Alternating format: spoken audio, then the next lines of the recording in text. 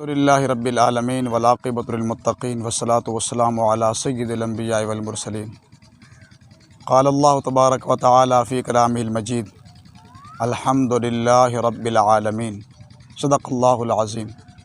یہ سورہ فاتحہ کی پہلی آیت کریمہ ہے اور اس کا ترجمہ یوں ہے: تمام تعریفیں اللہ کریم کے لیے ہیں جو سارے جہانوں کو نقطہ کمال تک پہنچانے والا ہے۔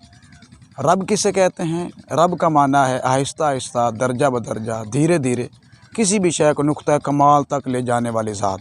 اب بچہ پیدا ہوتا ہے تو بچہ معصوم ہے، اب وہ بڑھوتری کی طرف جا رہا ہے، اب چلنا شروع کرتا ہے، پھر وہ جوان ہو رہا ہے، پھر وہ 25 سال کا کڑیل جوان ہے، اب اس کی شادی ہو رہی ہے، اب وہ باپ بن گیا، وہ 40 50 سال 60 سال کی زندگی گزار کے اب جا رہا ہے، تو اس کو نقطہ کمال کس نے عطا کیا؟ اللہ کریم نے عطا کیا۔